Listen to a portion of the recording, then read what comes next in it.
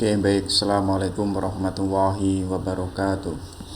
Alhamdulillahirabbil alamin wa bihi nasta'in wa ala umurid dunya waddin. Shalatu wassalamu ala asrofil anbiya'i wal mursalin Sayyidina wa maulana Muhammad wa ala ali Sayyidina Muhammad. Asyhadu an la ilaha illallah wa asyhadu anna Muhammadar Rasulullah. Raditu billahi robba wa bil islami dina bi Muhammadin nabiyya wa rasula. Rabbi zidna ilma wariyuhna fahma. Amin amin ya Allah ya rabbal alamin. Allahumma rizukna ya Rabbi fahma nabiyina wa khifdul mursalin wa ilhamal malaikatil muqarrabin. Oke, bismillahirrahmanirrahim. Kita lanjutkan kajian kita. Pada hari ini kita bertemu seorang teosofis dan sekaligus seorang sufisme. Jadi tema-tema ini adalah tema yang coraknya ketika para sufisme atau para ahli tasawuf itu memakai akalnya atau itu bermain filsafat. Jadi tadi nggak salah saya menyebutnya itu teosofis. Artinya bahwa seorang sufi itu tidak hanya mengalami kebenaran atau tidak hanya menemukan indahnya bersama Allah, tidak hanya mengalami indahnya rindu atau cinta kepada Allah, tapi pun sekaligus yaitu mendiskusikan atau mendialektikakan, yaitu dengan memakai kacamata filsafat. Jadi yang kemarin-kemarin teman-teman yang mengikuti kajian ini, basisnya itu kan seakan-akan hanya filsafat dan perdebatan apakah filsafat itu di atasnya wahyu atau wahyu itu di bawahnya filsafat atau wahyu itu di atasnya filsafat dan lain sebagainya. Terutama adalah kajian-kajian para filosof peripatetik yang itu kelihatannya itu sangat mendominankan akal atau filsafat. Nah, di tangannya seorang syekh besar, beliau seorang wali, karomahnya pun juga banyak, namanya itu Suhrawardi Ibnu Al-Maktul.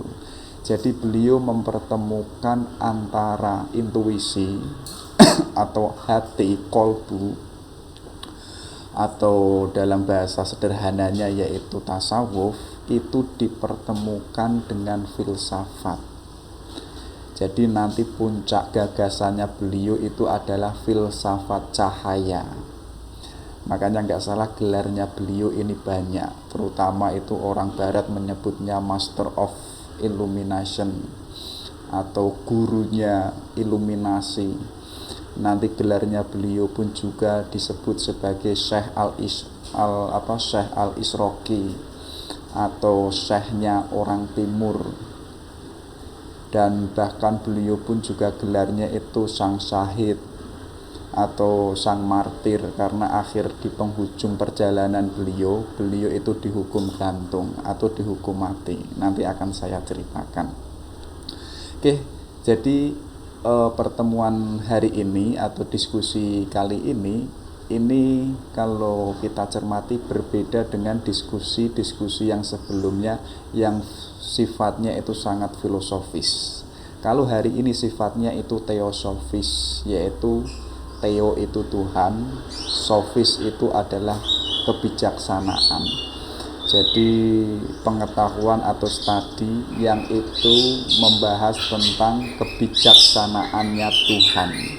Nah, itu dengan memakai dua alat, terutama adalah alat filsafat, dan yang kedua yaitu adalah alat intuisi atau alat hati yang itu dipakai oleh para sufisme. Jadi beliau ini lahir di Persia, tepatnya itu di daerah desa atau daerah terpencil namanya itu Zinjan. Jadi dekat dengan Laut Persia. Dan beliau ini lahir pada tahun 545 Hijriah. Jadi hidupnya itu agak agak berdekatan dengan para filosof-filosof sebelumnya seperti Ibnu Tufail, Ibnu Rusdi, kemudian Al-Ghazali.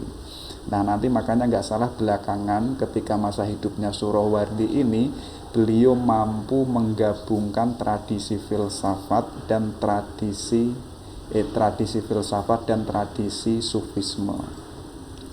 Kabarnya beliau ini sejak kecil orangnya itu sudah gandrung dengan ilmu pengetahuan. Jadi sudah jatuh cinta sama ilmu. Berbeda dengan kita, sejak kecil itu sudah cinta dengan permainan, atau sudah cinta dengan main-main sama temennya, bersosialisasi dan lain sebagainya. Itu nggak salah, tapi ada yang lebih esensial. Kalau kita itu waktu kecil mampu menumbuhkan jiwa kita atau pikiran kita untuk fokus atau sudah mencintai atau jatuh cinta kepada ilmu pengetahuan. Nanti dari situ akan membentuk karakter atau akan membentuk kebiasaan kita yang nanti di perjalanan selanjutnya kita itu akan hidup di dunia ilmu pengetahuan. Kalau misalkan saat kecil kita itu sudah jatuh cinta, tapi faktanya dulu kan kita enggak, kita hanya main-main. Nah, berbeda dengan Suhrawardi ini, sejak kecil sudah punya hasrat, sudah ada desire pada jiwanya itu, ada keinginan, ada kehasratan untuk menimba ilmu, untuk mencari ilmu. Bahkan dalam perjalanan intelektualnya, beliau saking cintanya sama ilmu, beliau itu berguru yang dalam catatan autobiografinya guru-gurunya itu banyak sekali. Bahkan di desa terpencil-pencil yang itu ada di Persia itu dikunjungi oleh Suhrawardi hanya demi mencari ilmu yang ada ulama di sana, walaupun ulamanya itu bertepatan atau tinggal di desa terpencil. Itu kan menunjukkan bahwa beliau itu sudah rakus, bukan rakus akan dunia, tapi rakus mencari ilmu. Ya kan, kita kan hanya dibolehkan hidup di dunia ini hanya rakus mencari ilmu. Itu hanya dibolehkan Allah, hanya itu. Tapi kok kita rakus duniawi, rakus materi, rakus perempuan, itu tidak dibolehkan. Tapi kok kita punya rakus mencari ilmu, itu sangat dibolehkan. Karena apa? Karena itulah nanti yang membentuk atau yang menaikkan derajat kita di sisi Allah. Nah, itu sejak awal sudah dipraktekkan oleh Suhrawardi atas dirinya yang sudah itu hasratnya pada pengetahuan itu sudah membesar. Itu bahkan beliau guru-gurunya itu sangat banyak yang sudah saya sebutkan tadi. Bahkan gurunya itu tidak hanya kalangan para faqih atau tidak hanya kalangan ahli hukum, tapi pun juga guru-gurunya ada yang ahli teologi, bahkan ada yang ahli filsafat, bahkan juga ada yang ahli tasawuf. Itu kan menunjukkan bahwa beliau perjalanan intelektualnya tidak hanya fokus pada bidang fikih, melainkan pun juga mendalami teolog, mendalami filsafat, mendalami tasawuf. Itu kan luar biasa. Makanya nggak salah nanti belakangan beliau ini menjadi orang besar atau menjadi salah satu yang itu dikenal sebagai kekasihnya Allah. Tapi uniknya beliau cara mode berpikirnya itu unik, yaitu mampu memadukan antara akal dan tasawuf. Nanti kita lihat. Dan nanti belakangan beliau ini saat muda itu sudah dikenal orang pinter. Ya, saat muda itu sudah dikenal sebagai seorang ilmuwan. Nah, karena beliau ini pinter, nanti punya sahabat namanya itu Al-Malik Az-Zohir. Jadi seorang putra mahkota yang punya ayah, yang saat itu ayahnya itu seorang raja, namanya itu Salahuddin Al-Ayyubi. Jadi salah satu penguasa yang menguasai atau yang menjadi raja dinasti Ayyubiyah. Dan beliau ini sekaligus itu sebagai founding fathernya atau sebagai pendiri kerajaan, dan punya anak namanya itu Malik Az-Zohir yang ini sahabat dekatnya Suhrawardi. Karena apa? Karena anaknya Salahuddin ini sekali dibalik bersahabat dengan Suhrawardi, beliau pun juga berguru dengan Suhrawardi karena keluasan keilmuannya. Hanya saja di masa puncak-puncak karirnya, walaupun beliau ini masih muda, banyak orang yang itu nggak suka sama Suhrawardi, ya, terutama yang tidak suka itu para ahli hukum atau para faqih. Mereka itu menganggap otoritasnya itu kalah dengan Suhrawardi, karena Suhrawardi kan temannya putra mahkota kerajaan. Nah, akhirnya para faqih ini membuat isu atau menyurati seorang raja saat itu namanya Salahuddin, dan suratnya itu tidak jauh mengatakan bahwa ajaran-ajaran ide-idenya Suhrawardi ini membahayakan masyarakat, terutama adalah membahayakan anakmu atau tadi Malik Az-Zuhair itu. Nanti takutnya anakmu itu terpengaruh oleh ide-idenya Suhrawardi. Akhirnya dari situ Salahuddin itu memutuskan, karena memang diyakini para faqih saat itu bisa dijadikan sebagai indikator dalam menata masyarakat, terutama masalah hukum. Akhirnya Salahuddin itu mengiyakan dan sekaligus memutuskan bahwa yang namanya Suhrawardi itu harus dihukum.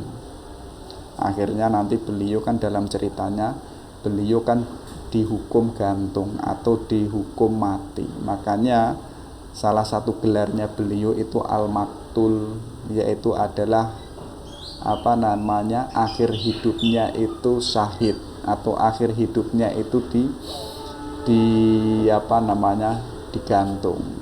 Nah, akan tetapi di balik peristiwa yang dialami oleh Suhrawardi ini, sahabatnya yang itu saat itu sebagai putra mahkota, ternyata ayahnya yang namanya Salahuddin itu meninggal dunia, dan anaknya ini naik tahta menjadi seorang raja. Nah, karena dulunya mengalami atau merasa kehilangan dengan sahabatnya yang dihukum gantung ini, akhirnya dia balas dendam, yaitu mencari siapa dulu yang membuat intrik-intrik sehingga menjatuhkan sahabatnya itu dihukum gantung. Karena dia seorang raja, otomatis otoritasnya dan powernya itu kuat. Nah, akhirnya para yang membuat isu-isu dahulu yang menganggap ajarannya Suhrawardi itu menyesatkan dan membahayakan, akhirnya itu dikejar-kejar dan dicari sampai ketemu. Akhirnya banyak para faqih saat itu ditemukan dan itu diseret di istana, dan para faqih itu satu-satu dihukum. Jadi ada yang dimasukkan penjara, ada yang diasingkan dan lain sebagainya. Nah, itu salah satu autobiografinya Suhrawardi. Walaupun beliau itu jejaknya agak tragis, memang beliau ini umurnya pendek, kalau nggak salah itu hanya 38 tahun. Walaupun umurnya itu pendek, tapi jangan salah, karya-karyanya itu sangat luar biasa, dan beliau itu orang yang produktif. Bahkan jasanya yang saya sebut tadi itu mampu membuktikan, ya, ternyata filsafat dan tasawuf itu bisa bertemu. Yang sebelumnya itu antara filsafat itu berdiri sendiri dan tasawuf itu berdiri sendiri, dan orang-orang sebelumnya itu tidak ada pemikiran atau tidak ada gagasan bahwa tidak akan pernah bertemu antara filsafat dan tasawuf. Nah, di tangannya Suhrawardi ini membuktikan bahwa ternyata bisa dan itu sangat luar biasa hasilnya, yaitu perpaduan atau keselarasan, kesatuan yang itu bisa menyatu antara tasawuf dan filsafat. Lahir yang namanya kajian teosofi, yaitu kebijaksanaan Tuhan. Nah, nanti di sini kita akan fokus membahas itu. Kalau kita memakai kacamatanya Suhrawardi, itu nanti akan berbeda dengan pemikiran filsafat-filsafat sebelumnya seperti Al-Kindi, Ibnu Rusdi, Ibnu Sina, Al-Farabi, Ibnu Bajjah. Itu basisnya kan rasionalis. Apalagi Fakhruddin Ar-Razi itu kan bapaknya rasionalis. Seakan-akan kebenaran itu hanya didapatkan hanya dengan filsafat saja, hanya dengan akal saja. Bahkan sampai mengatakan wahyu itu nggak ada gunanya kalau itu akal manusia itu nggak berfungsi dan lain sebagainya. Nah, itu nanti akan jauh berbeda ketika kita mengkaji filsafat cahaya yang itu digagas oleh Suhrawardi. Nah, kalau kita mengikuti ide dan jalan pikirannya, kalau kita mau mengaksenkan, nanti akan kelihatan bahwa ilmu itu ada 3 macam. Yang pertama itu ilmu al-yakin, ya. Yang ini adalah kebenaran yang didapatkan melalui objek, melalui data empiris. Itu disebut ilmu al-yakin. Saya melihat bahwa di depan saya ini ada laptop. Kemudian saya menyimpulkan bahwa memang di depan saya ini ada laptop karena saya secara langsung itu mampu melihatnya, memegangnya, sekaligus merabanya. Nah, itu adalah data, ya, data yang itu didapatkan dari objek. Kalau secara luas yaitu objek yang ada di alam semesta ini. Itu ilmunya disebut ilmu al-yakin. Ada jauh yang itu agak lebih tinggi dari itu, yaitu ilmu ainul yakin. Ilmu ainul yakin ini ilmu atau kebenaran yang itu diakses dengan akal atau dengan rasio. Jadi sumber pengetahuan itu adalah dengan rasio. Kenapa kok demikian? Karena rasio itu, ya, itu mampu membaca objek-objek yang sifatnya empiris. Ya, mungkin ada data yang itu empiris, tapi kalau itu tidak ada akal, data empiris itu kan nggak ada gunanya, ya kan? Contoh kecil, misalkan mata kita melihat bulan di malam hari. Bulan itu kan ukurannya seperti bola kecil yang bisa kita tendang, tapi itu kita dapatkan melalui mata. Ternyata data yang ada di atas langit sana, ternyata bulan itu jauh lebih besar. Nah, akan tetapi akal kita itu menyimpulkan bahwa walaupun mata itu menyimpulkan bulan itu kecil, tapi akal ini membenarkan bahwa bulan yang ada di atas sana itu adalah ukurannya besar. Nah, itu yang membenarkan adalah akal. Itu sifatnya adalah ainul yakin. Nanti ada jauh yang lebih tinggi, yaitu ilmu hakul yakin. Jadi ilmunya sifatnya kebenarannya itu hak.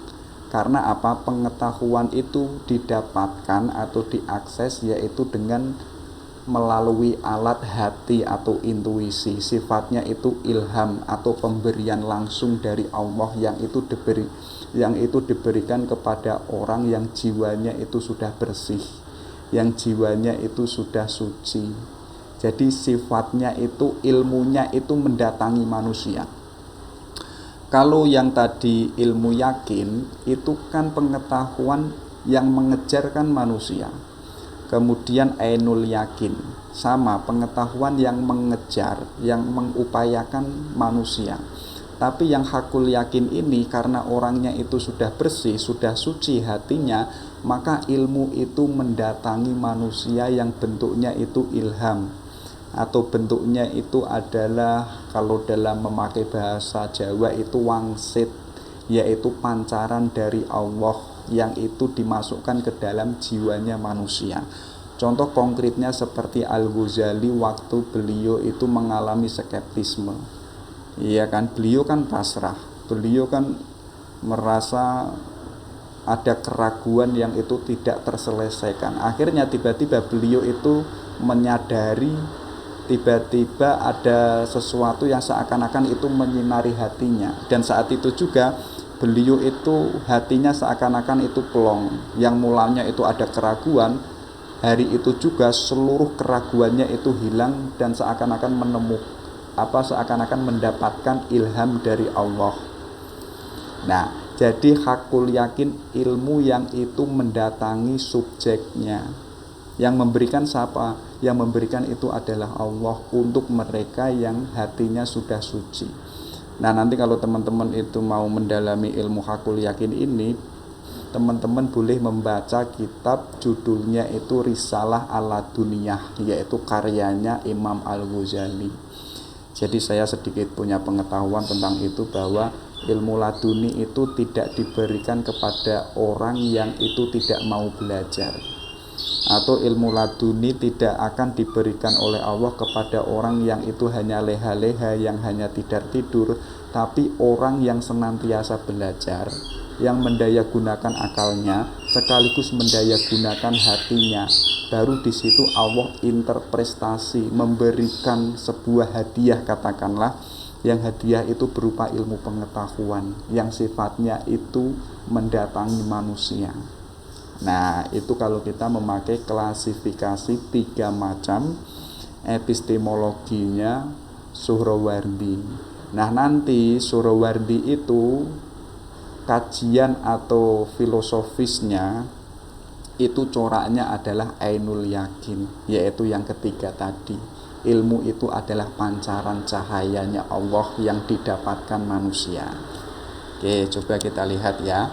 Nah, ini lebih jelasnya Suhrawardi itu menegaskan agar tadi antara ilmu yakin, Ainul Yakin dan hakul yakin itu tampak kelihatan. Yang pertama itu para filosof. Para filosof ini kan memakai akalnya untuk mencari kebenaran. Jadi mendaya gunakan akalnya, bahkan tidak hanya alam semesta ini dijadikan objek untuk difikirkannya, tapi pun juga Tuhan itu dijadikan objek untuk dikajinya. Sehingga kan lahir yang namanya teori negasi, ya, lahir yang namanya emanasi dan lain sebagainya. Itu kan hasil dari pendaya gunaan akal. Nah, akan tetapi para filosof ini yang akalnya itu sempurna dan mendapatkan kebenaran, tapi mereka itu tidak memiliki pengalaman mistik.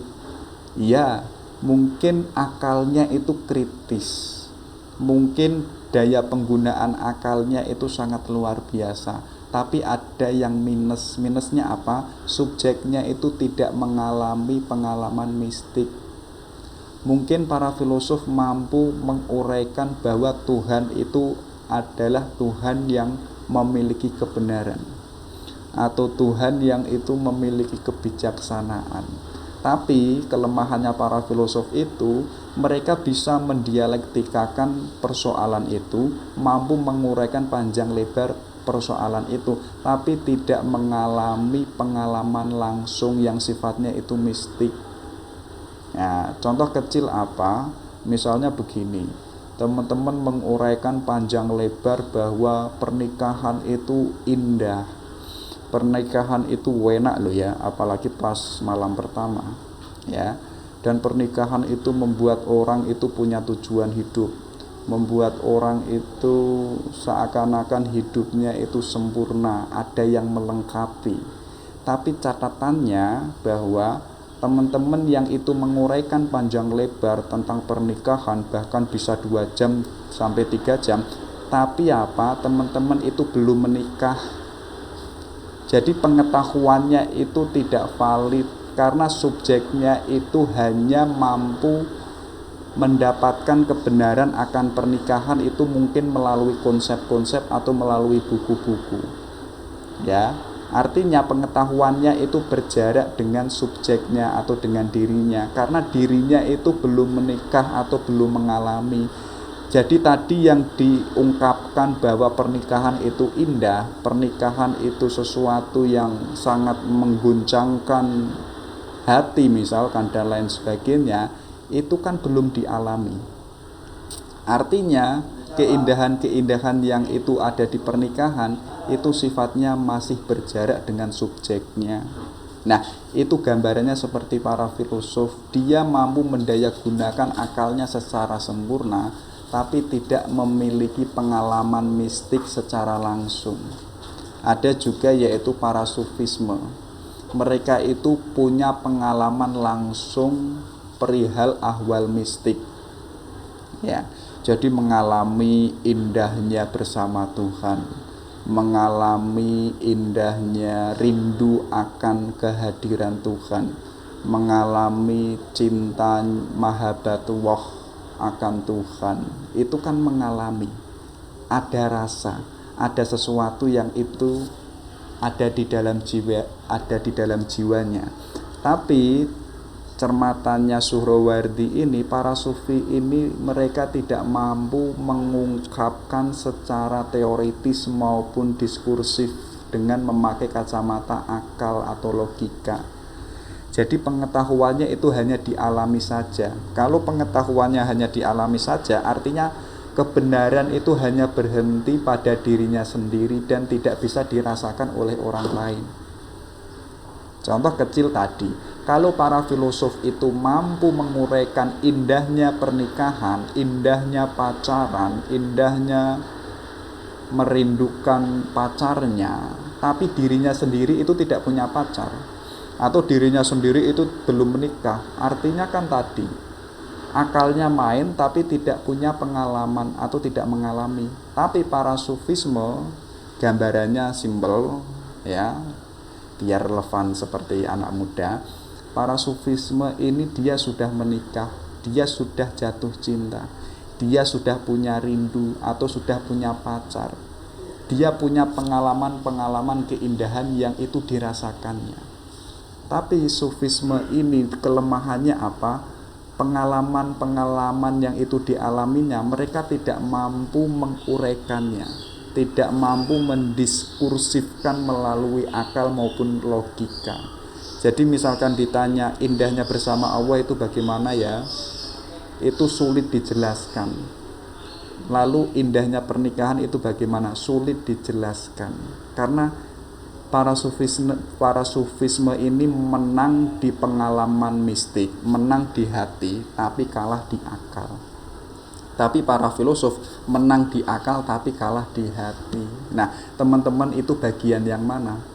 Bagian sufisme atau bagian filosof? Atau bahkan tidak semuanya? Nah, nanti ditarik benang merah yang jauh lebih valid yang disebut itu teosofis, yakni orang yang memiliki pengalaman langsung dan sekaligus orangnya itu mampu mengungkapkan kebenaran melalui diskursif maupun logika. Jadi saya mengatakan panjang lebar menguraikan bahwa punya pacar itu enak loh, punya pacar itu punya tujuan hidup loh, dan menikah itu sesuatu yang indah loh, apalagi menikah dengan perempuan cantik, ya, perempuan yang mungkin selama hidup diidam-idamkan dan itu mampu didapatkannya, ya, itu kan saya mengungkapkan panjang lebar tentang indahnya punya pacar dan punya istri, ya. Dibalik saya itu menguraikan indahnya seperti itu sekaligus karena saya itu sudah punya pacar dan sekaligus katakanlah saya itu sudah menikah. Itu kebenarannya jauh lebih valid dan lebih bermanfaat. Jadi apa? Akalnya itu harus main dan hatinya itu pun juga harus mengalami. Jadi kalau memakai kacamata teosofisme ini, kita itu absurd mengucapkan panjang lebar tentang cinta, tapi dirinya sendiri itu tidak jatuh cinta atau tidak punya pacar. Nah, itu tidak dipakai dalam wilayah teosofisme. Harusnya apa? Harusnya kamu mengalami dulu jatuh cinta, harus punya pacar dulu, baru kamu menguraikan indahnya yang kamu alami, yang itu kamu dapatkan di dunia jatuh cinta. Nah, itu nanti yang dijadikan titik fokus Suhrawardi, yang nanti beliau menggagas tentang hikmah al-masrikiyah, yaitu kebijaksanaan timur yang sifatnya itu khas orang timur. Jadi orang timur hakikatnya tidak hanya menggunakan akalnya saja, hakikatnya tidak hanya menggunakan hatinya saja, tapi mampu menggunakan akal dan hatinya. Nah, itu disebut sebagai cirinya orang timur. Nah, jadi al-hikmah al-masrikiyah. Coba kita lihat sebelum kita masuk ke ide-idenya Suhrawardi, kenapa kok beliau punya gagasan tentang tadi filsafat cahaya atau tentang Master of Illumination dan lain sebagainya. Coba kita lihat setting sejarahnya dulu. Jadi ada istilah yang namanya itu perennial wisdom, yaitu kebijaksanaan abadi. Kalau teman-teman itu mau mengkaji ini, saya punya masukan, yaitu bacalah pemikiran-pemikiran atau ide-ide besarnya seorang cendekiawan mutakhir kemarin yang gak jauh dengan kehidupan kita, namanya itu Sayyid Hussein Nasr. Jadi beliau kan punya gagasan tentang Scientia Sacra, yaitu pengetahuan abadi yang sejak jauh-jauh hari itu sudah diberikan kepada Tuhan untuk manusia, dan itu sampai hari ini. Pengetahuan atau kebijaksanaan abadi ini tidak hanya untuk satu agama, tidak hanya untuk satu etnis atau budaya, melainkan apa? Melainkan kebijaksanaan atau perennial wisdom ini relevan dengan semua agama-agama, budaya dan lain sebagainya. Makanya disebut kebijaksanaan abadi. Kalau kebenarannya itu hanya fokus untuk agama satu dan tidak benar di mata agama yang lain, yaitu tidak disebut perennial wisdom. Kenapa kok disebut perennial wisdom? Karena kebijaksanaannya itu universal. Dimanapun itu bisa dikatakan kebenaran. Di agama Kristen bisa mengatakan itu kebenaran, di Islam bisa mengatakan itu kebenaran, di Yahudi bisa dikatakan itu kebenaran. Itu yang namanya perennial wisdom. Jadi ceritanya ilmu abadi ini dulu itu dari Allah, yang itu nanti diterima oleh seorang filosof, nanti kita akan bicara. Nah, jadi secara historis Suhrawardi ini karena hidupnya di Iran atau di Persia, jadi ada tradisi ajaran yang namanya itu Zoroaster. Jadi tokoh founding-foundernya itu Zarathustra. Dianggap itu dia sebagai Tuhan atau orang yang punya kebijaksanaan dan lain sebagainya. Nah, ajaran Zoroaster ini punya pandangan dualisme. Jadi alam semesta atau kehidupan ini hakikatnya itu serba dualisme atau serba dua. Buktinya kan jelas. Hari ini buktinya kan ada laki-laki, ada perempuan, ada siang, ada malam, ada rembulan, ada matahari, ada panas, ada dingin, ada kebaikan, ada kejahatan. Semuanya kan serba dua. Kita kan nggak bisa membayangkan kalau hidup di dunia ini isinya hanya laki-laki. Itu kan malah kita stres kan. Besok ketemu laki-laki lagi, nanti ketemu laki-laki lagi, sesuk awakmu meneh, sesuk laki-laki meneh. Kita kan stres. Nah, akhirnya kenapa hidup ini indah? Karena ada dualisme. Jadi kita tidak hanya bertemu dengan laki-laki saja, kita bertemu dengan perempuan juga. Itulah nanti adanya dualisme itu menjadikan dunia itu indah, ya kan? Jadi kenapa kok hidup ini agak menyenangkan, agak merasa indah? Karena ada perempuan, karena ada sesuatu yang berbeda dengan kita.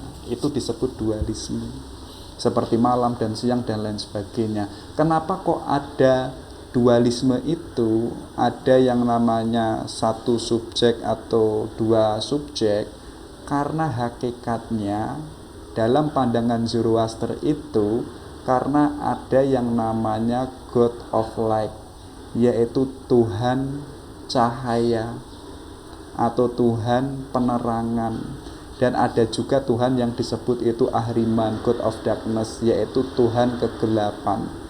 Jadi yang baik-baik itu, kalau kita misalkan melakukan sesuatu yang baik dan lain sebagainya, kebijaksanaan dan lain sebagainya, itu nanti kita akan bercahaya sebagaimana cahayanya Tuhan, yaitu Ahura Mazda dalam pandangan Zoroaster. Tapi kok dalam hidup kita itu melakukan kejahatan, keburukan dan lain sebagainya, maka nanti kita akan bertemu dengan Ahriman, yaitu Tuhan kegelapan. Karena dalam hidup kita itu melakukan keculasan, melakukan keburukan, akhirnya jiwa kita itu gelap, jiwa kita itu buruk, akhirnya kita hidup dalam kegelapan. Kalau memakai kacamata Islam, akhirnya nanti kita akan masuk neraka. Ya kan, agak relevan kan? Makanya kan disebut perennial wisdom. Nanti uniknya cara beribadahnya orang Zoroaster yang ada di Iran kuno ini kan memakai cahaya sebagai simbol Ahura Mazda, sebagai simbol God of Light.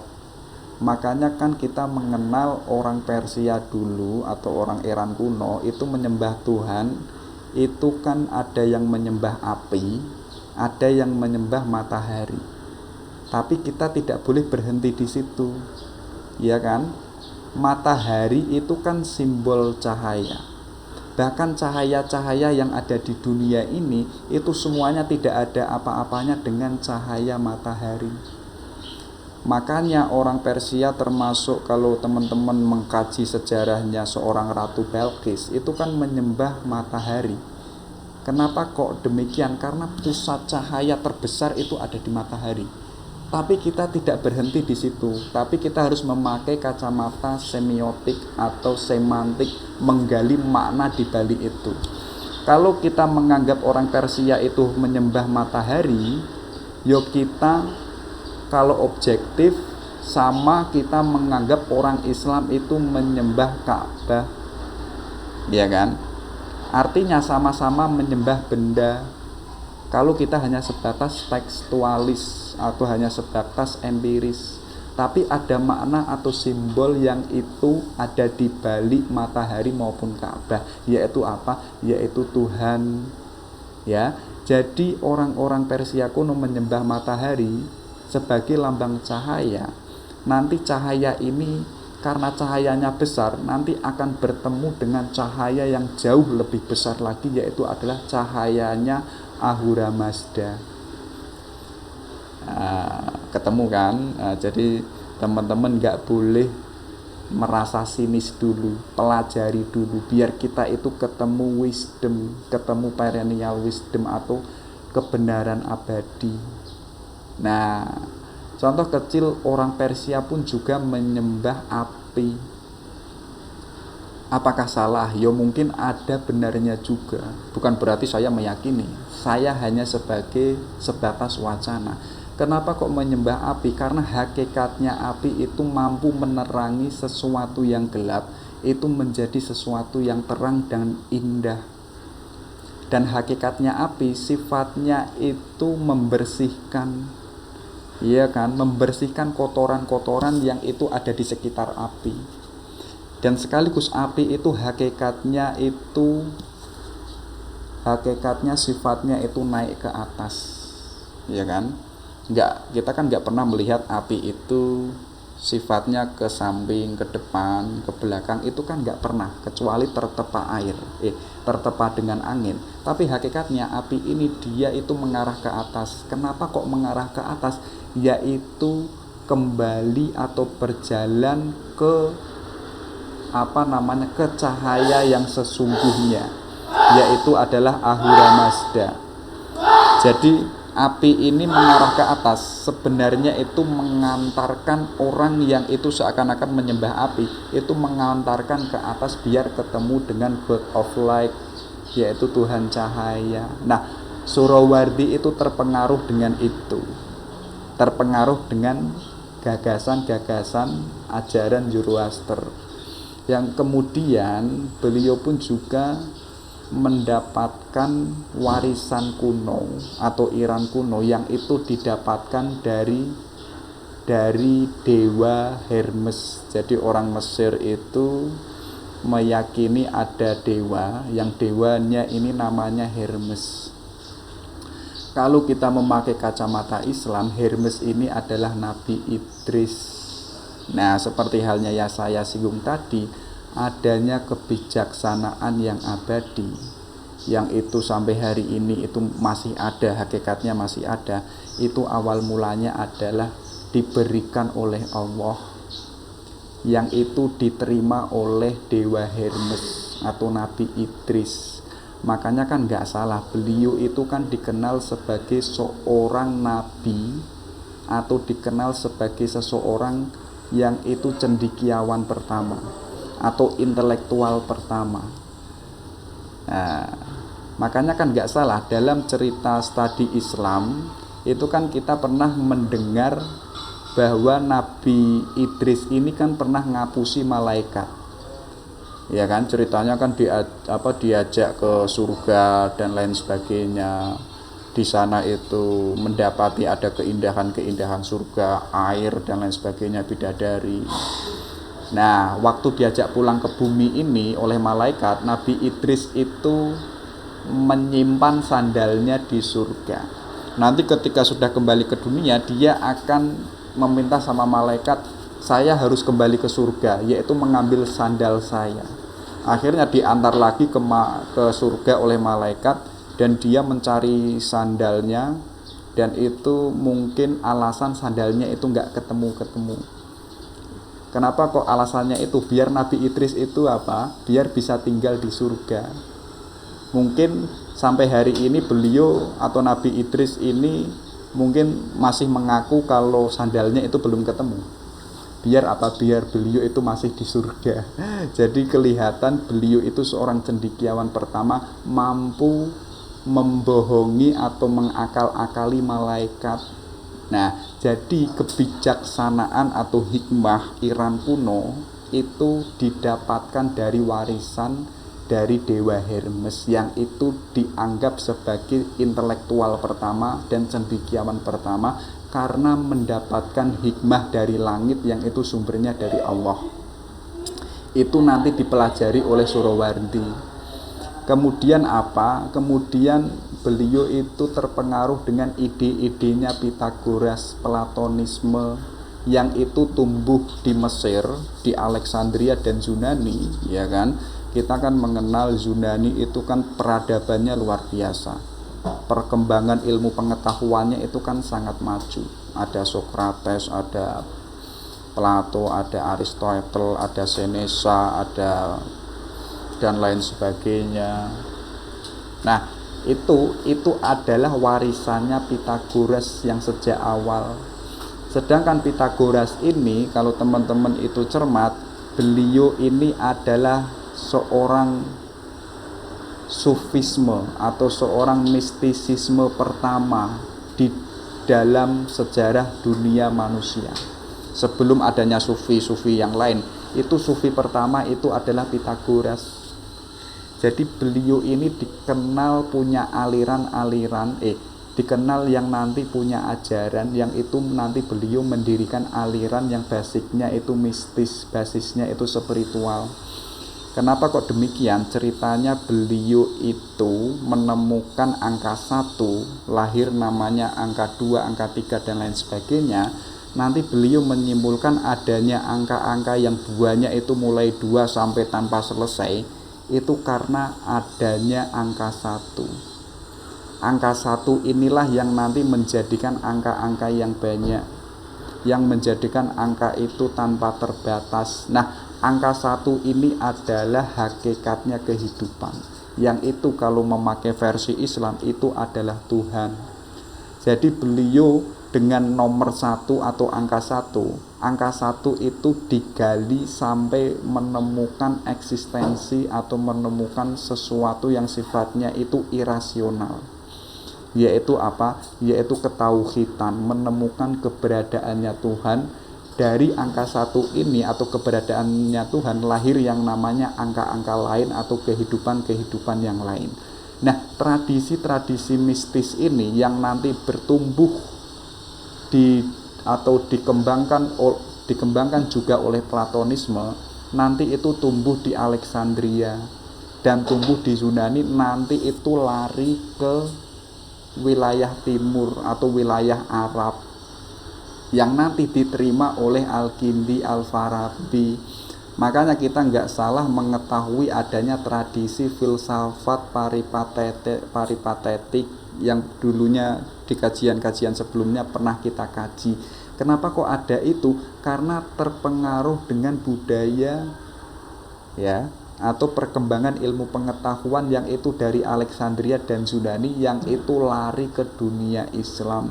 Nanti di tangannya Ibnu Sina ya sebagai yang secara tidak langsung itu muridnya Al-Farabi, ketika Ibnu Sina itu filsafatnya tentang jiwa atau tentang al-nafas, nanti dari situ teman-teman kalau itu cermat, yang mulanya Ibnu Sina itu kelihatan sangat rasionalis karena coraknya paripatetik, nanti ketika membahas jiwa beliau itu nanti menyadari bahwa ternyata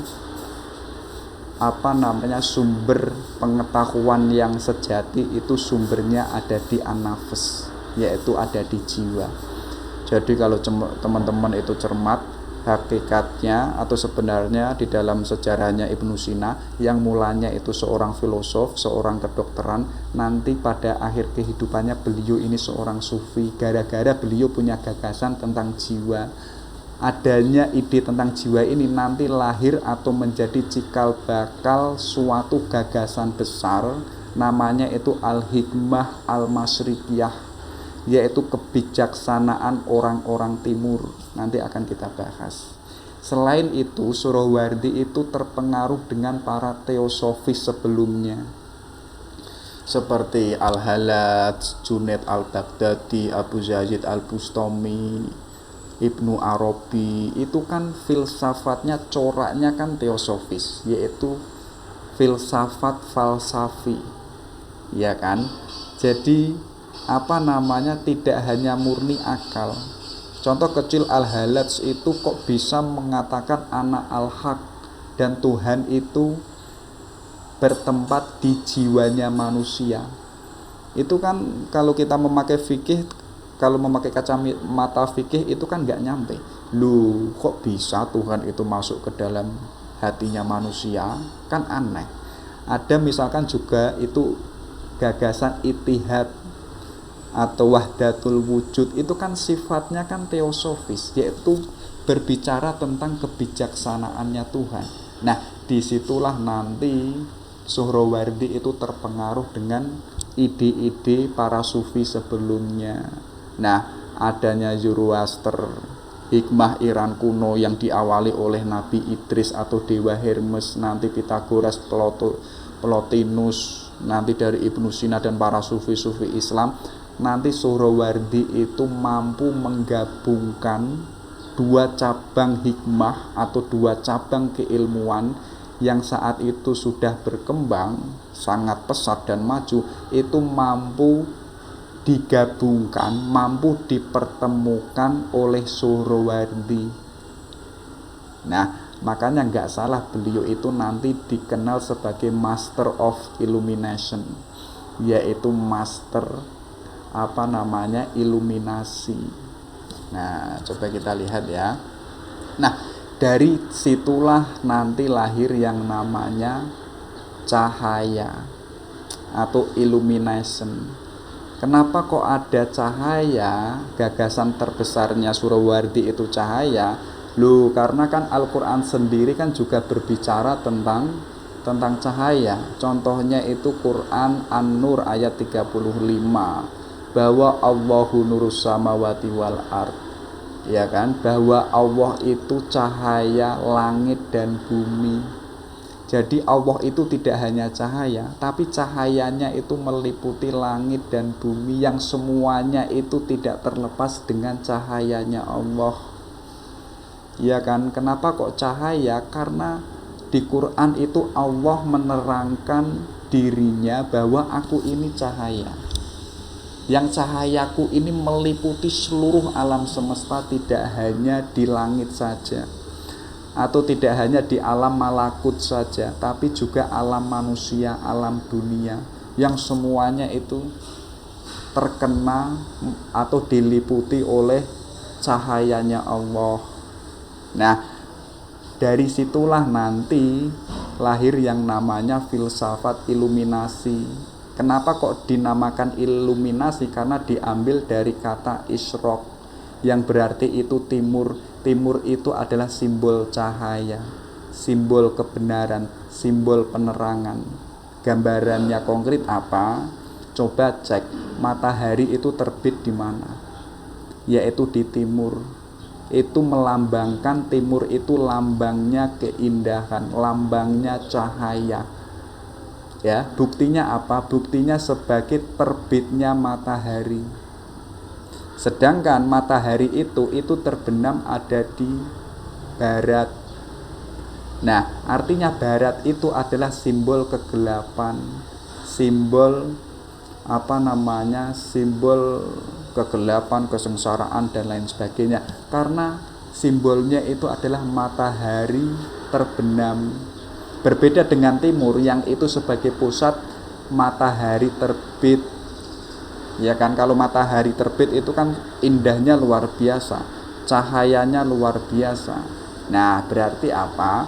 Isroqi itu berkaitan dengan kebenderangan atau berkaitan dengan cahaya yang umumnya digunakan sebagai simbol kekuatan, simbol kebahagiaan, simbol ketenangan, dan yang lain jenisnya yang berhubungan dengan yang membahagiakan.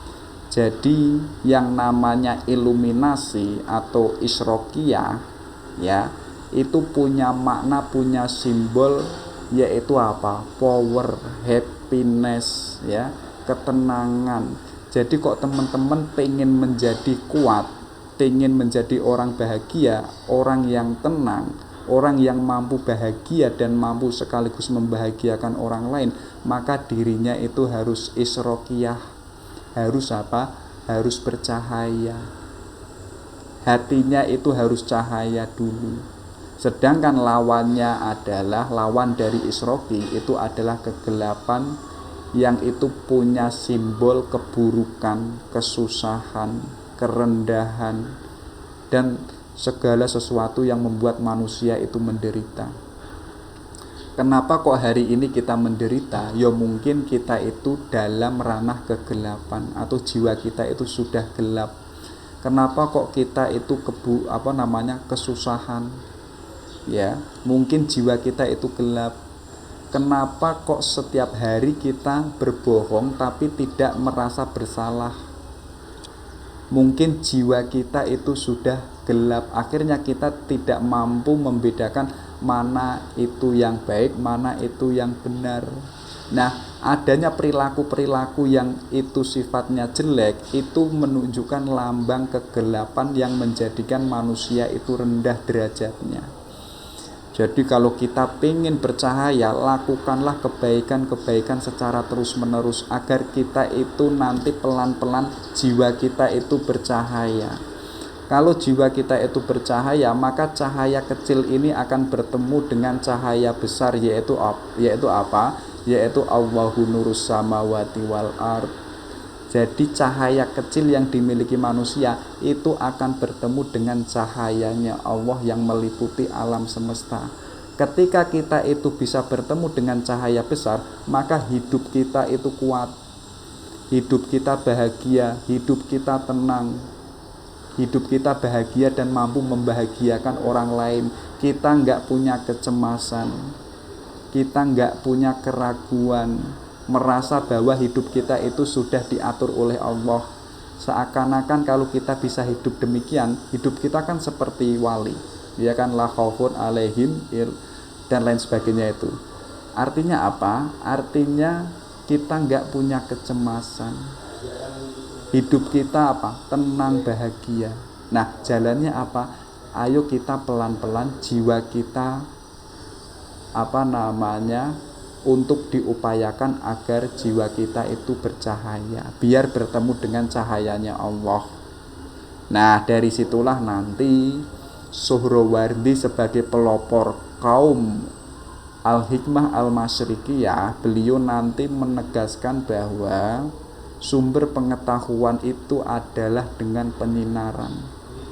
yang itu menghubungkan dengan substansi cahaya asal, yaitu Allah itu sendiri. Jadi pengetahuan itu apa? Itu kan kalau dalam memakai kacamata Islam itu kan juga dijelaskan. Ilmu itu kan nur, cahaya. Kalau kita itu banyak ilmu, artinya kita itu banyak cahaya.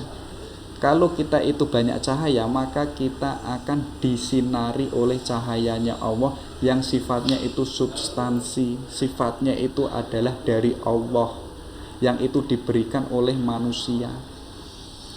Artinya apa? Kalau kita memakai mode isrokiyah ini, bahwa untuk bisa mendapatkan pengetahuan yang hakiki, syaratnya hati kita itu harus bersih dan suci dulu.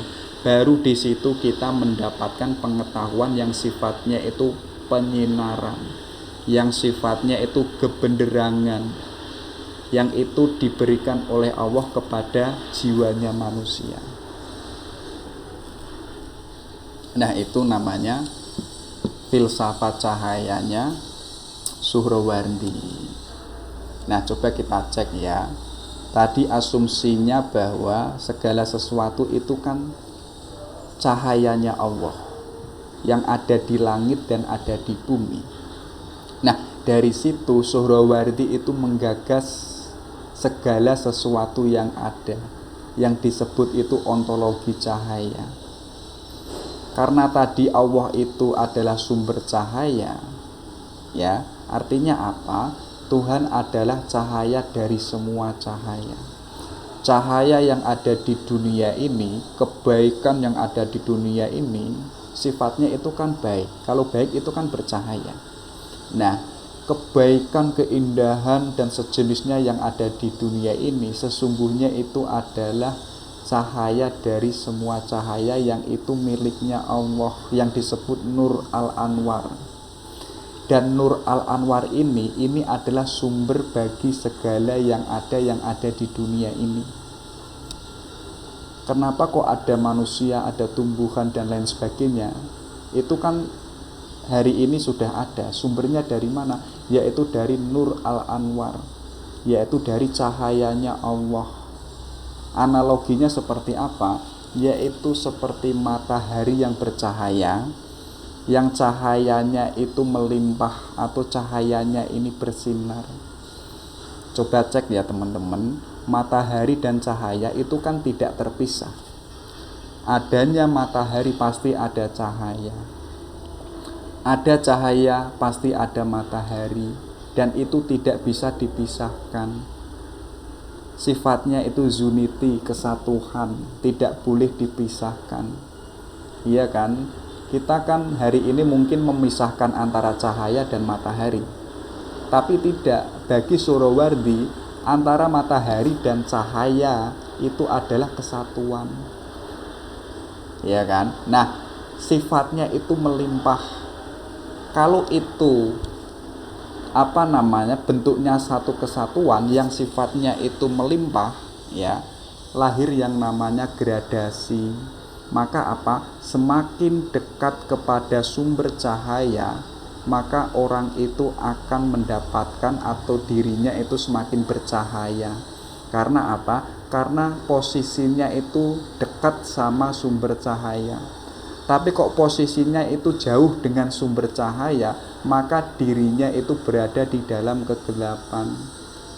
Nah, wilayah kegelapan ini adalah wilayah yang itu tidak mendapatkan cahayanya Allah. Contohnya apa? Contohnya orang yang berbuat culas, orang yang suka mencuri, yang suka merampok, itu kan hidup di dalam dunia kegelapan. Atau dalam versinya agama Zoroaster itu kan hidup di Tuhan kegelapan. Kalau kok kita hidup di kegelapan atau kejelekan dan lain sebagainya, artinya kita itu jauh dari cahayanya Allah. Nah, yang dekat dengan cahayanya Allah ini adalah orang yang selalu berbuat baik, orangnya selalu bertakwa dan lain sebagainya. Nah, karena sumbernya tadi adalah Nur Al-Anwar sebagai sumber segala yang ada, maka posisi ketika itu berdekatan dengan posisinya sumber cahaya, maka dia itu akan mendapatkan cahayanya Tuhan atau cahayanya dari sumber cahaya. Tapi kok hidup kita kok semakin jauh dari sumber cahaya, maka kita itu jauh dari Tuhan, atau kita tidak mendapatkan cahayanya dari Tuhan. Makanya nggak salah banyak orang yang itu tidak mendapatkan petunjuk, banyak orang yang itu tidak mendapatkan ilham. Karena apa? Dirinya itu sudah jauh dari Allah. Atau contoh kecil, orang yang selalu berbuat keculasan sehingga dirinya itu tidak tahu mana yang baik, mana yang benar. Itu kan menunjukkan orangnya tidak mendapatkan petunjuk dari Allah. Kalau tidak mendapatkan petunjuk, artinya dirinya itu tidak mendapatkan cahayanya dari Allah. Nah itu karena tadi asumsi pertamanya adalah segala sesuatu itu sumbernya dari Nur Al-Anwar, dan itu nanti prosesnya lahir yang namanya gradasi, ya. Nanti Suhrawardi itu mengkaji persoalannya itu adalah proses terjadinya segala sesuatu yang ada itu bagaimana. Nah, di situ Suhrawardi itu menegaskan, yaitu prosesnya gerak menurun dari yang lebih tinggi kepada yang lebih rendah, dari sumber cahaya menuju ke sumber yang itu jauh dari sumber cahaya itu, yang sifatnya itu emanasi. Ya kan? Walaupun nanti ada namanya gradasi, adanya yang dekat dan jauh, tapi itu semuanya adalah semuanya itu adalah dari Nur Al-Anwar, yang sifatnya itu emanasi, yang sifatnya itu meluber. Nanti kabarnya Suhrawardi itu agak tidak setuju dengan emanasi, dia nanti punya gagasan lain, nanti coba kita lihat. Jadi sifatnya itu menurun dari atas ke bawah.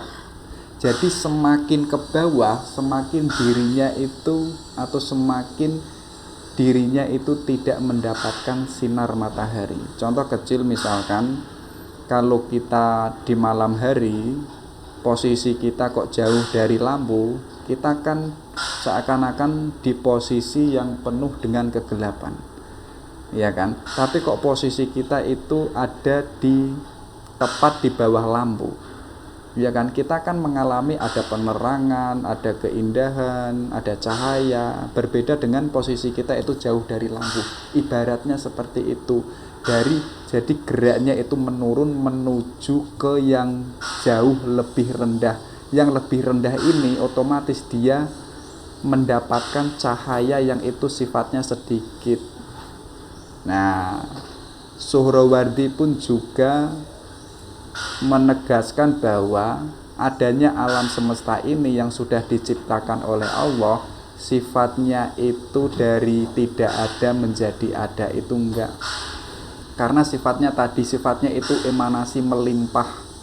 Jadi satu kesatuan antara matahari dan cahaya. Jadi agak aneh kalau Tuhan itu menciptakan alam semesta yang sifatnya itu ada, yang itu diciptakan dari yang tidak ada. Gambarannya kan seperti orang pesulap menciptakan ini sesuatu yang itu asalnya itu enggak ada. Tapi bagi Suhrawardi harus ada bahannya. Bahannya itu siapa? Bahannya yaitu adalah Allah, yaitu apa? Yaitu Nur Al-Anwar, yang sebagai sumber segala sesuatu yang ada. Jadi beliau agak tidak setuju dengan penciptaan yang sifatnya itu tidak ada bahannya. Nah, walaupun demikian, ya, yang alam ini sudah diciptakan oleh Allah itu punya hubungan abadi antara wujud yang lebih tinggi dengan wujud yang lebih rendah tadi, yang sifatnya itu gradasi, yang sifatnya itu hierarkis. Walaupun posisi kita misalkan jauh dari cahaya, tapi kita masih punya hubungan abadi dengan Allah. Tinggal kita itu mau enggak menuju Allah, tinggal kita itu mau enggak punya usaha enggak, yaitu apa? Yaitu mendekat kepada Allah. Walaupun kita itu jauh, kita masih punya hubungan, karena hakikatnya kita itu adalah hakikatnya kita itu sedikit dari cahayanya Allah yang itu diberikan kepada kita. Nah, itu ontologi cahaya Surawardi. Dari situlah nanti lahir yang namanya epistemologi.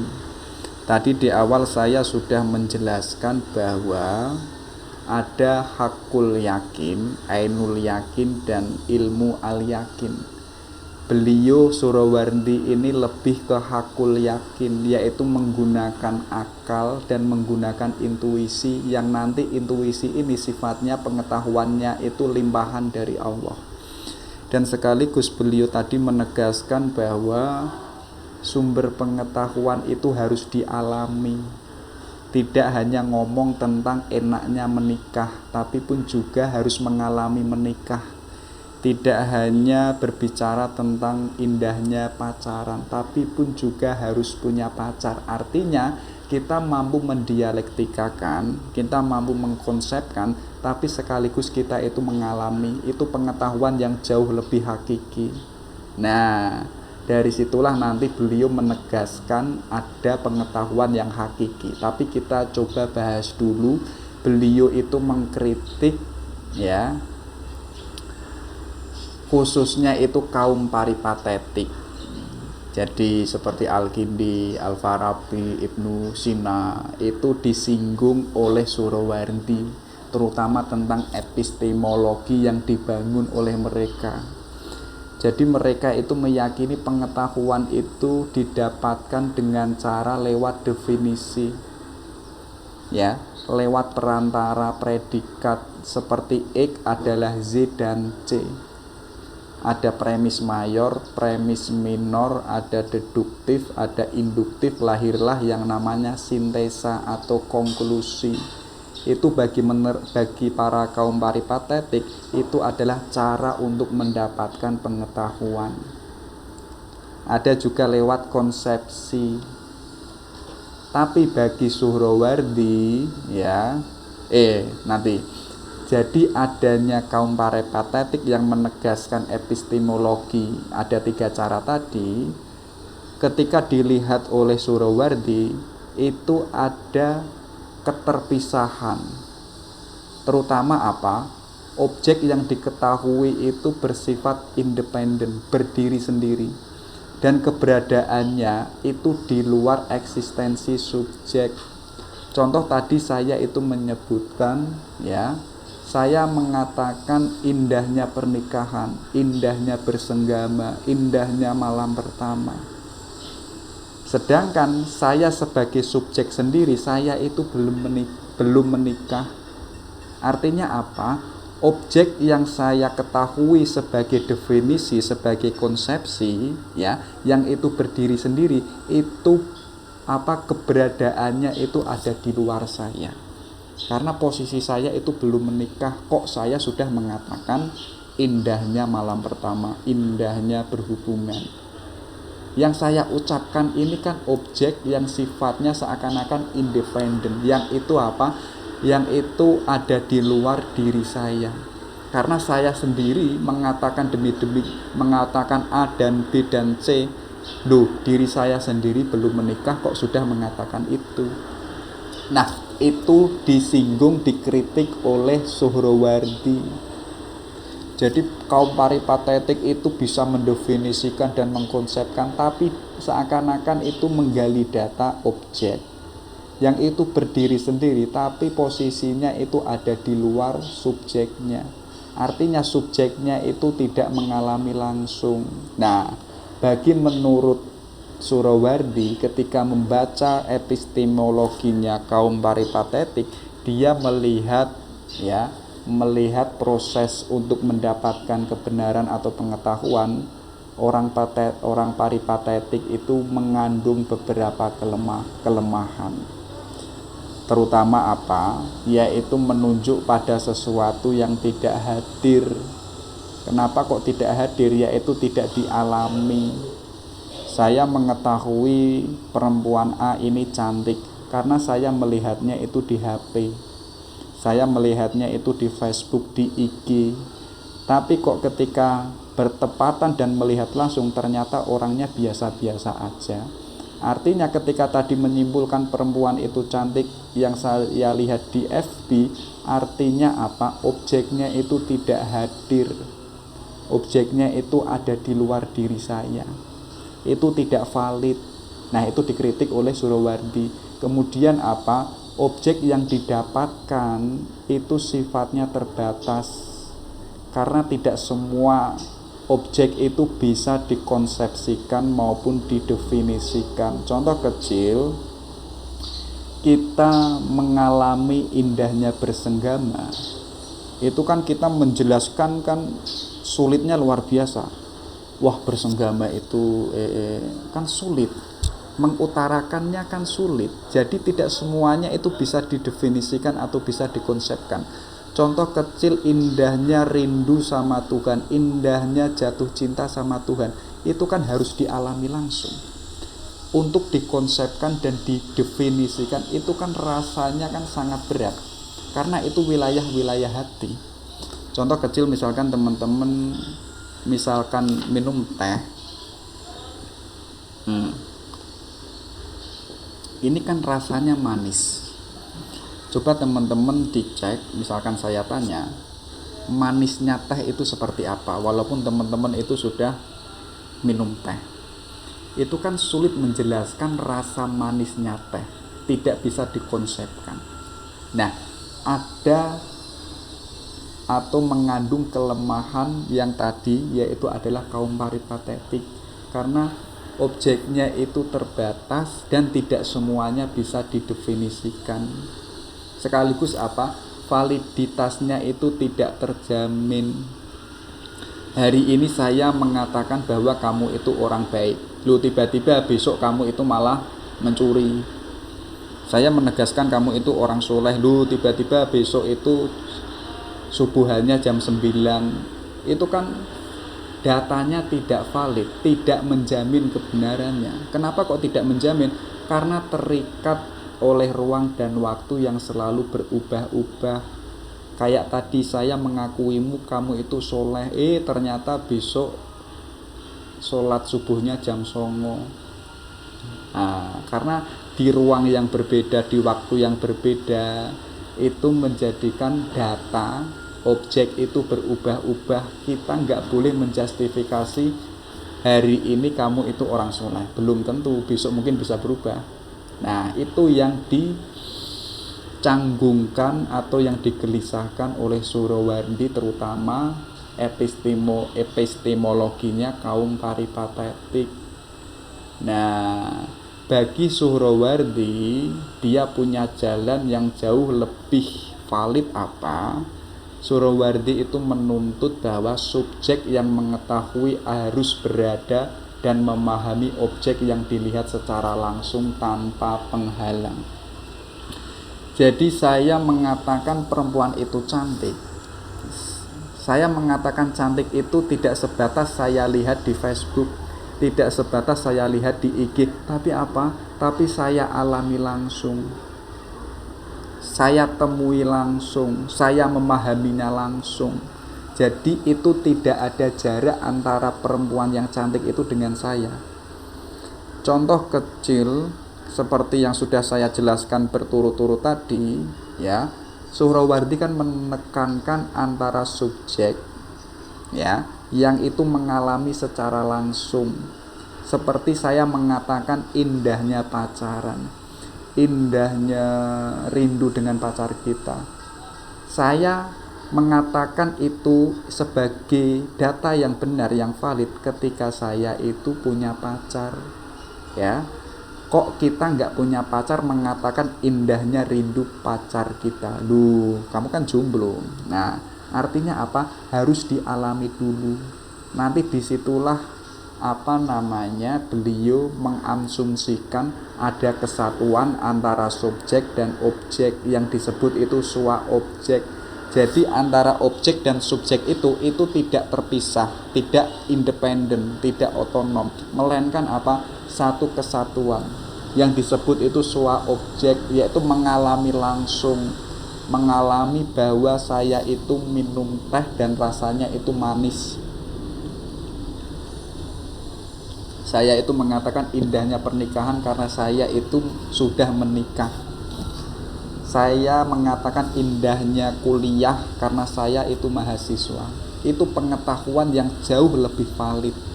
Di balik saya mengetahui dan mengalami, sekaligus saya itu mampu mendialektikakan atau menyampaikan. Nah, itu. Jadi ada perbedaan epistemologi dari kaum peripatetik dulu, kemudian dikritik oleh Suhrawardi, yaitu terutama di kaum al-Isroqi atau al-Masyrikiyah atau hikmah al-Masyrikiyah. Jadi mode epistemologinya itu berbeda. Nah, coba kita lihat ya. Coba kita lihat, kalau tadi kita sudah membahas tentang epistemologi, lalu metodenya itu bagaimana? Pertama, kita coba lihat setting historisnya dulu. Timur dan Barat itu sebenarnya adalah imbas dari budaya metodologi antara Yunani dan Persia. Yunani itu sangat dikenal dengan mode berpikir rasional demonstratif, ya, seperti realisme, empirisme yang dipelopori oleh Aristoteles dan lain sebagainya. Kemudian Persia yang sifatnya itu irasional spiritualis. Jadi orang Yunani itu memakai akal, orang Persia itu memakai irasional, yaitu memakai spiritual. Nah, kalau kita mengkaji lebih jauh, orang Yunani ini nanti lari ke timur, yang pada puncaknya nanti lari ke barat.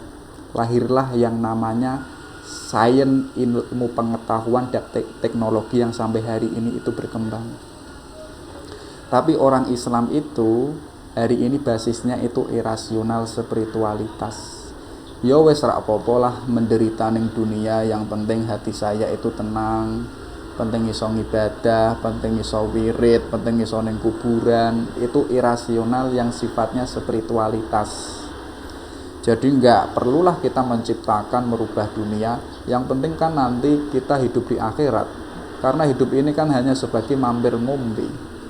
Itu kan basisnya spiritualitas. Tapi menurut saya itu kita salah menempatkan.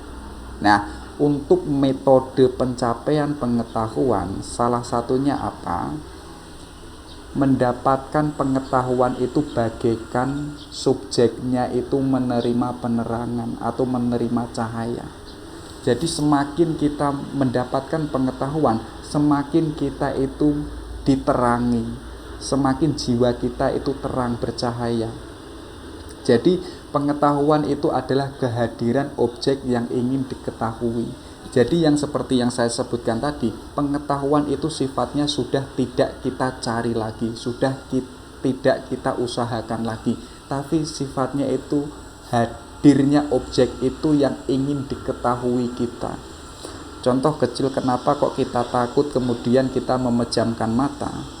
Karena apa? Karena ada objek yang itu tidak ingin diketahui kita. Akhirnya kita itu menutup mata karena kita tidak ingin tahu. Tapi kalau memakai mode Suhrawardi, objek itu hadir, ya, yang itu ingin diketahuinya. Dan ketika kita itu sudah tahu, kita itu akan bercahaya atau kita itu mengalami penerangan. Jalannya dengan apa? Kalau para filosof-filosof sebelumnya jalannya itu melalui akal, Suhrawardi menekankan untuk mendapatkan pengetahuan yang sifatnya cahaya, yang itu sumbernya dari Allah. Jalannya itu harus tazkiyatun nafs, ya.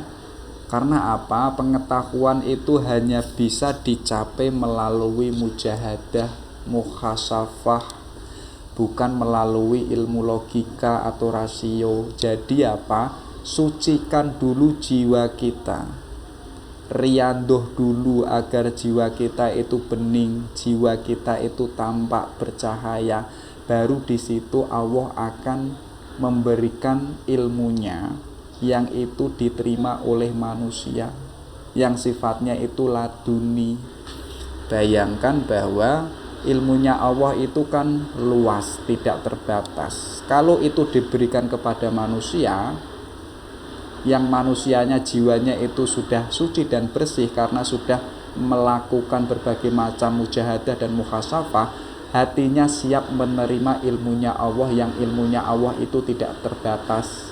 Makanya kita mengenal ada orang yang itu mengetahui yang itu belum terjadi, mampu membaca masa depan, mampu melihat problem yang nanti akan terjadi.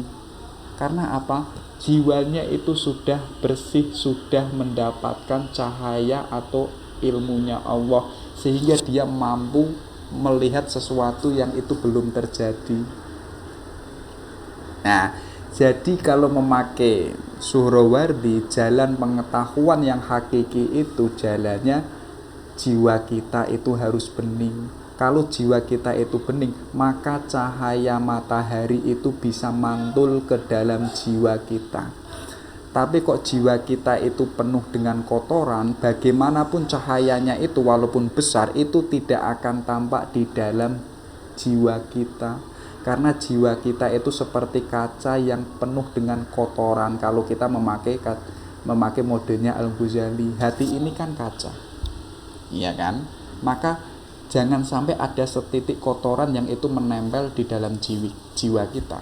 Tapi apa? Jiwa kita itu harus diupayakan agar bersih dan bening. Biar apa? Cahayanya Allah itu mampu mantul di jiwa kita itu atau di kaca kita itu. Jalannya dengan mujahadah, riyadhah, muhasafah, introspeksi diri. Di situ nanti kita menemukan pengetahuan yang sejati.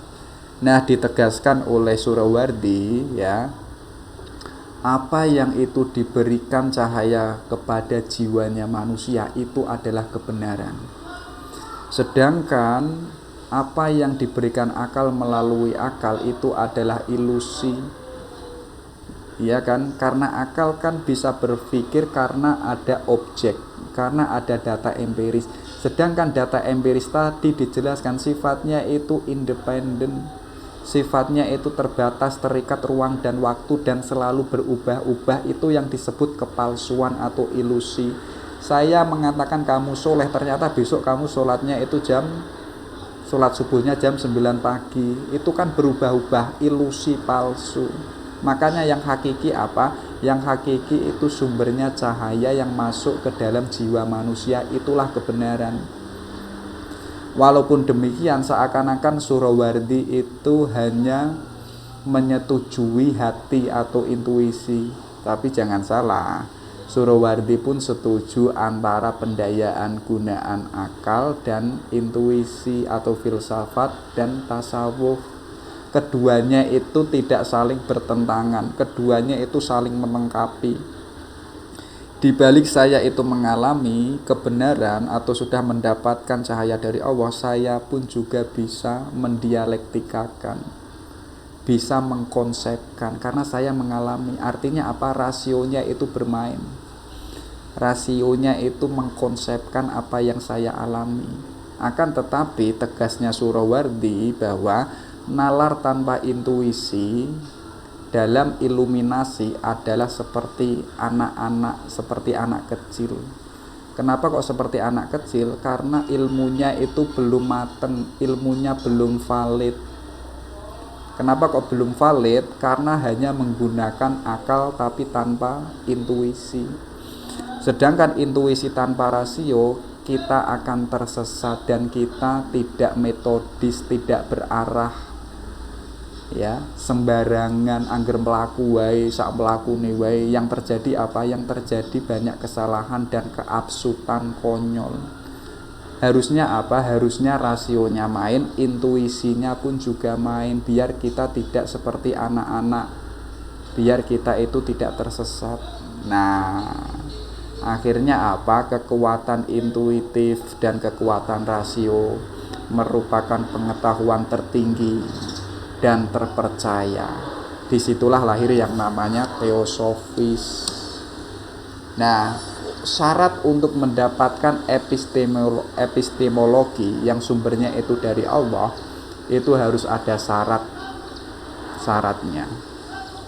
Yang pertama apa? Ada cahaya. Cahaya ini adalah Allah, nurus samawati wal ard. Allah itu cahaya langit dan bumi, artinya Allah itu sumber cahaya. Tapi jangan salah, Tuhan itu sejak dulu sampai hari ini itu sudah sayang sama kita. Dia itu selalu memberikan cahayanya untuk manusia. Hakikatnya Allah kan selalu ingin memberi, terutama apa? Memberikan cahayanya kepada manusia. Hanya saja manusia itu di dalam jiwanya atau dirinya ada banyak penghalang. Penghalangnya apa? Ego, pengen menang sendiri, ambisinya kemana-mana, pengen ini, pengen itu. Bahkan dirinya atau jiwanya itu gelap, jiwanya itu kebinatangan, ya. Hakikatnya yang kelihatan manusia, tapi jiwanya itu rakus, jiwanya kayak binatang dan penuh nafsu, yang dikejar materi, yang dikejar duniawi. Kalau demikian itu semua, yo cahayanya Allah yang itu senantiasa diberikan untuk manusia itu terhalang. Yang menghalangi apa? Dirinya sendiri, karena jiwanya penuh ego, penuh ambisi, ya. Wujudnya itu manusia tapi jiwanya itu binatang. Akhirnya cahayanya Allah itu tidak bisa masuk ke dalam jiwanya manusia. Untuk bisa cahayanya Allah masuk ke dalam jiwanya manusia, maka apa? Egonya harus dikendalikan, ambisinya harus dihapus, keinginannya harus sesuai dengan keinginan Allah. Hidupnya harus hidup kemanusiaan, bukan hidup kebinatangan. Maka dari situ nanti akan mendapatkan cahayanya dari Allah. Jalannya dengan apa? Dengan riyandoh muhasafah. Kalau jiwa kita itu sudah kalau jiwa kita itu sudah bersih, ya, kemudian yang terjadi apa? Dan kita itu sudah menjalani riyandoh, tasfiyatun nafs dan mujahadah. Di situ kan jiwa kita suci dan bersih. Nah, disitulah nanti kita mendapatkan cahaya yang itu adalah sumber cahaya, cahaya di atas cahaya, yaitu adalah Allah. Ketika orang itu sudah mendapatkan cahaya dari Allah, cirinya orangnya itu tenang, orangnya tidak kemerungsung, sidik-sidik nesu, sidik-sidik ngamuk, ya. Kalau kok kita melihat teman kita sidik-sidik nesu, sidik-sidik ngamuk, artinya dia tidak mendapatkan cahayanya Allah. Buktinya, kalau orang itu mendapatkan cahayanya Allah, hidupnya itu tenang, tidak kemerungsung, tidak kakean ngomong, hidupnya penuh cinta dan kasih. Siapapun dicintainya, siapapun dikasihinya, tidak hanya agamanya saja, tidak hanya madhabnya saja. Karena apa? Dirinya kan sudah mendapatkan cahayanya dari Allah. Karena Allah itu maha adil, maka cintanya tidak hanya seagama atau sedogmanya saja, tapi semua orang itu diberikan cintanya. Dan dia pun juga punya kasih sayang kepada semua manusia. Nah, rasionya pun tidak hanya sebatas pada duniawi, melainkan sifatnya itu metafisik. Jadi yang dipikirannya itu tidak sibuk pada duniawi, tapi yang dipikirkan itu adalah wilayah-wilayah ketuhanan atau wilayah-wilayah langit. Dan spiritualitasnya itu jernih, karena hidupnya tenang, penuh cinta, akalnya tidak terjebak pada duniawi, yang itu melahirkan jiwa kita itu jernih. Itu adalah ciri ketika orang mendapatkan cahaya pengetahuan yang sumbernya itu dari Allah. Nah, beliau itu punya analogi yaitu cermin. Surawardi itu mengatakan cermin itu adalah manusia, matahari itu adalah Tuhan. Kalau cermin kita itu kotor, ya cahaya matahari tidak bisa kita sentuh, karena cermin kita kotor. Tapi cermin kita kok bening, maka cahaya matahari itu akan masuk ke dalam jiwa kita, maka bersihkanlah cermin itu, hadapkanlah cermin itu pada matahari, maka akan tampak gambar dan bentuk matahari di cermin itu. Ya, jadi cermin hati kita kok gambarnya patung, gambarnya kok menungso, gambarnya kok binatang, yaitu wujud diri kita. Tapi kok cermin kita itu mengarah ke matahari, ya kita akan mendapatkan cahayanya Allah. Matahari itu adalah Tuhan. Ya. Nah, jadi cek cermin-cermin yang ada di dalam jiwa kita. Surowardi itu membuktikan bukti konkret orang yang mendapatkan cahayanya Tuhan itu adalah Nabi Muhammad. Ya. Nabi Muhammad hidupnya kan tenang. Hidupnya kan penuh kasih sayang. Hidupnya penuh dengan kebenaran. Hidupnya penuh dengan keteladanan. Itu adalah wujud manusia yang mulia. Nabi Muhammad yang mendapatkan cahaya dari Tuhan. Karena apa? Cerminnya itu sudah bening dan sudah bercahaya dan mendapatkan cahayanya Tuhan. Nah, ini yang agak unik dari Suhrawardi. Di balik beliau seorang filosof, beliau kan seorang wali, seorang sufi.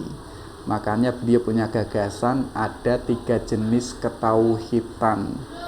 Yang pertama itu tauhid yang lafadznya itu la ilaha illallah.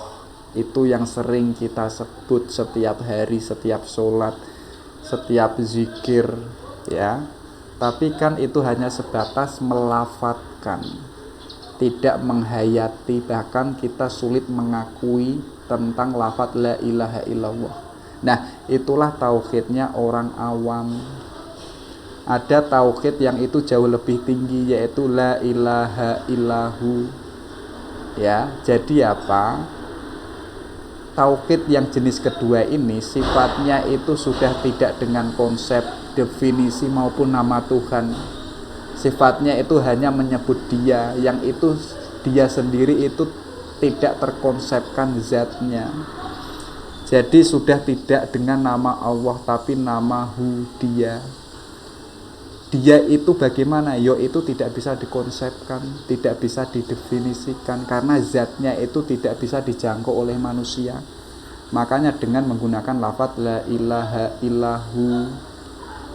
Ada yang itu puncaknya, yaitu apa? La ilaha illa anna. Jadi tidak ada Tuhan selain aku.